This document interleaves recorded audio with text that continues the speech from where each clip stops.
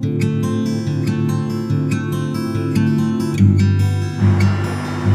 back to my channel. I wanted to come on today to talk about what I want to add to my channel. I want to start adding value, a little bit more value to my channel. So I'm going to start doing a series called Irmee Talks or Irmee Chats. I kind of already do it now, the car chats, but I think I want to sit and actually have a moment where I do talk to you guys about the different things that I've read, or people asking me for advice, or different topics that I find on Facebook. And so, yeah, I think I want to start doing that, and I want to know your thoughts about it.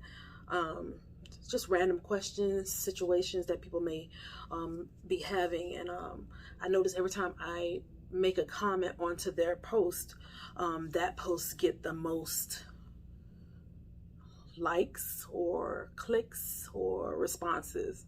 So I'm thinking I might have something here. And I notice also that people always email me, text me, voice note me a question or ask me for advice. So I think I may go in that direction. I might start, oh, you know what? Irmee advises. I might use that. Irmee advises. I don't know. I might do that. Okay, guys, I want to talk about this one post that I read a few days ago, and last night is when I had the epiphany to go ahead and start talking about what I read, or people, the questions that people may have. All right, so this one is I met my cousin's girlfriend weeks ago and loved her. We went out to brunch yesterday and I love her. They came over to my house today to chill. As soon as she stepped foot into my bedroom, my spirit was alarmed. And for the next 2 hours or so, I just didn't like her. She didn't do anything or say anything, but my spirit yelled, "Watch out." And then after that, they left. My spirit returned to normal.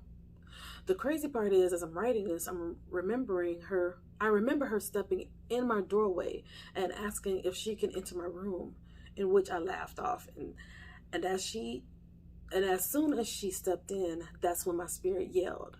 I have no idea what to say to my cousin after I encourage her to give this girl a chance. Thoughts.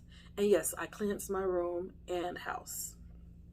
So as I'm reading this, I'm saying to myself,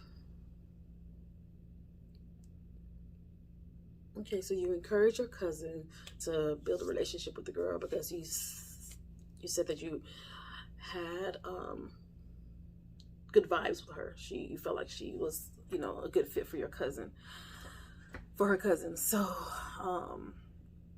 my response was, I'm going to read my response. Okay.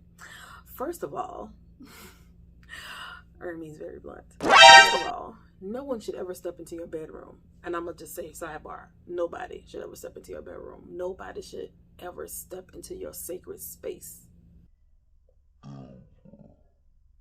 Not your mama, not your daddy. Only you and your spouse, not even your kids. Like, I don't even allow my kids in my room. They know. They don't come into my room. It's my private space. It's my quiet space. Me, I can go into your room. I'll go to the door and I'll let you know, hey, I'm coming in. I'm not an invader. I don't invade my kids' room. I respect their privacy as well. But don't come into my room. I didn't invite you into my room. And I feel really weird when people come into my space.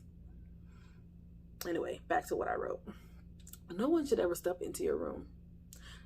I barely have people coming into my house. To prevent pocket watching. Pocket watching. Let's talk about pocket watching.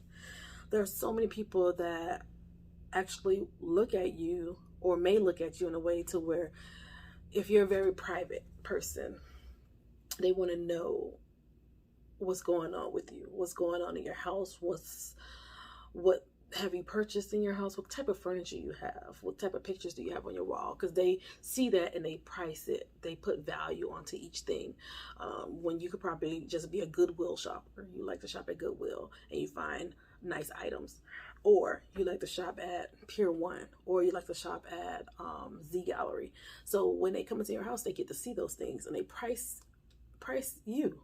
They know, they try to figure out how much you make, how much you have in your pockets, how much money do you have in your account, your bank, you know, how much you're worth, you know.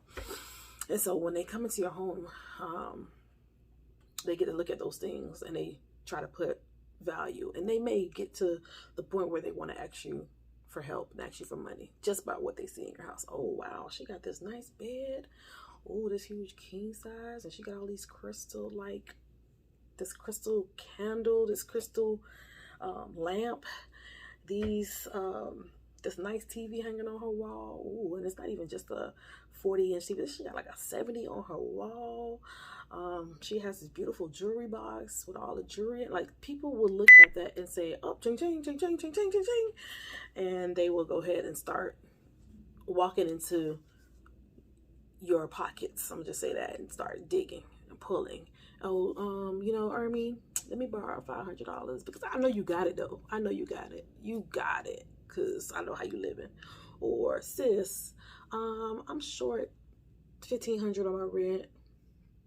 You got it though, because I see how you live, sis. You got it. I see the car you drive. You got to have it. When they don't even know that you probably put your little coins together to just get something nice. Or, like I said, you went to a thrift store or Goodwill or something like that to maintain a lifestyle that you want. Ain't nothing wrong with that. And people should not be pocket watching. No. I also said, but the bedroom is your sacred and safe space, as I told you guys. It's where you sleep. Is where you get intimate with whomever you want to get intimate with. Is where you may pray. It might be the place where you meditate. It might be the place where, you know, anything. You talk to God the most in your room. You run away from your kids and hide in your, it's your space. It's your safe space. Nobody should have access to your safe space. Nobody. Nobody, nobody, nobody. Nobody, nobody, no, nobody, nobody, nobody, no. Y'all hear what I'm saying, okay? I'm already not liking for people to come to my house that needs a place to stay. I've done that. I've done that already, and I was not respected in my own home. I was respected, but I was not, because it gets to the point where that person does whatever in your house and leave the house any kind of way, and do things that you're not normally, you know, you don't normally eat on your couch, but this person eats chips on your couch. Or they overstay their welcome. It's like, you say you're gonna be here for 3 days, sis, it's already been 3 weeks. You know I'm here to help you, but you know, there's a limit to it. I'm gonna have to cut you off. I'm gonna have to just tell you, you gotta go. You can't stay here anymore. I could say that I know I had a relative live with me years ago in my last marriage, and she stayed, I believe she stayed for like 2 months or something like that. And then she left, did not tell us anything, left the key on the table, did not say bye, did not say thank you, gratitude, you guys looked out for me, nothing. She just deuced it, okay? 4 or 5 months later, she shows back up and she tells my ex-husband she wants to come back and stay with us for a little bit. And I told him, do not let her back in my house. I do not want her back in my house. We need to talk about it so we can discuss, because we had a very detailed conversation about it when she first left. So we both agreed that she was not coming back. But then when I got home, her bag was at the door and she was literally moving. I said, what are you doing? And she was like, oh yeah, you know, your husband said that I could come stay for a few days. And I was livid. But when I tell you, while she was there, whatever she came with, the energy, everything, it was so different. My house, it was like everything in my house changed. The mood changed, the vibe changed, the energy was different.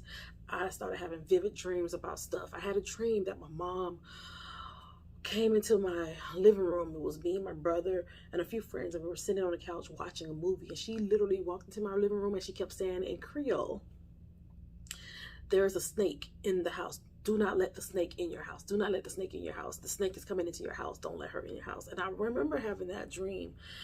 I want to say I did have that dream a couple days before she showed up. A couple days before that conversation even happened with my ex-husband. And it was brought back to my memory that I had that dream. I'm like, oh my God.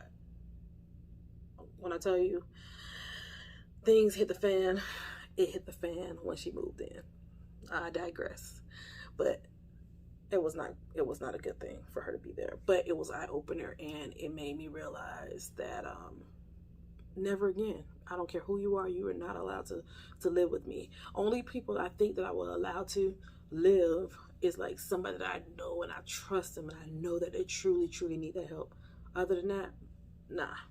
No. Back to her, what I said. I said your room is also a place where you could probably even meditate. I said she wanted to enter your room because of what? What she wanted to come into your room for? That's weird all in itself. That's totally weird. Why would anybody want to go into anybody's room? What's the reason? What's the reason? The reasons that I think I just told you guys is probably the reason. Pocket watching. You want to know how you living, what's going on in your room, what kind of bed you got, you know. Yeah, that's a hard no. I told her also, glad you cleaned your space. And from now on, it's a no to anyone and everyone that want to enter your room. Hell no. Okay? I have taught my daughter this. You don't let anybody into your space. Don't let anybody into your bubble. I'm teaching Max, my son, I'm teaching him this as well. You don't allow people in your space. Even my husband, now I'm telling him, we don't do that. Ain't nobody finna be just coming into our space, into your space like that. You can no longer allow people to hurt you in a way where they can just manipulate you by coming into your space and taking advantage of you. It's just like, no, we're not doing that either. Y'all, be careful with who you guys allow into your space. Even if it's your car, it's your private space. Your living room, that's your private space. Your whole house, your yard, that is your private space. Even at work, if you have a cubicle or if you have, like I'm a nurse, so when I have my patient, I don't allow other nurses to just walk into my patient's room unless it's an emergency. No, you have to talk to me first, or a doctor. I've said it plenty of times. Who are you? Even though you have a doctor badge, you still have to introduce yourself to me because I don't know who you are. So you also will be a person that I will stop you from coming into my space. And actually me protecting my patient, I don't know who you are. You can't just come in here and try to assess my patient without telling me who you are first. And what's the reason? And where's the consultation? Was there a consultation for you to be here to do your assessment?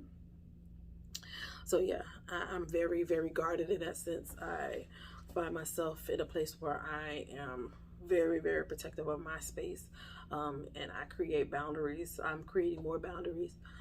My sister would definitely, my sister-in-law Tiffany would definitely like tell somebody, listen, Irmee is not the type that you just can just go into her life and just think you're going to just get in.